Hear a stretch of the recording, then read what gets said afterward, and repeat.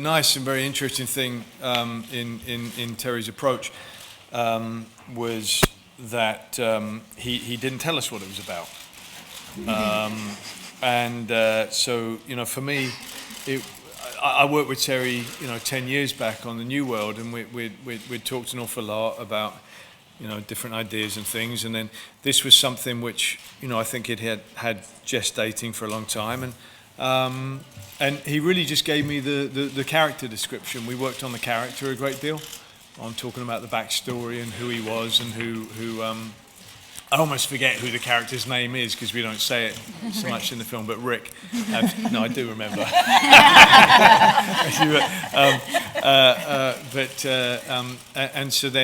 And then he would he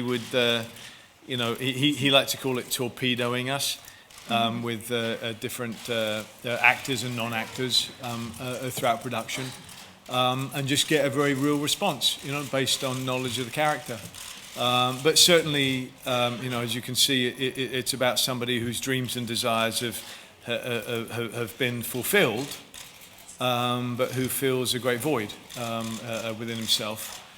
He's somebody who's seeing the peak of the mountain and has all the acclaim and all of the invitations to all the right places and knows the right people and all of that, and there's a great deal of laughter, but there's a great deal of sorrow as well with it, and that he finds a real emptiness inside of him, and so he finds himself on a journey, searching for something that he knows not exactly what it's for, and that was it, and so with each and every scene, I never knew what I was going to be doing each and every day.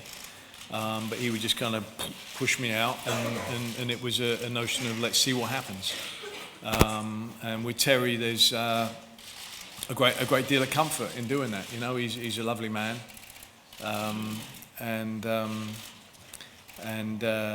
our mantra throughout the whole film was kind of like let's start before we're ready, and so you get a lot of happy accidents that happen in that. Very real moments.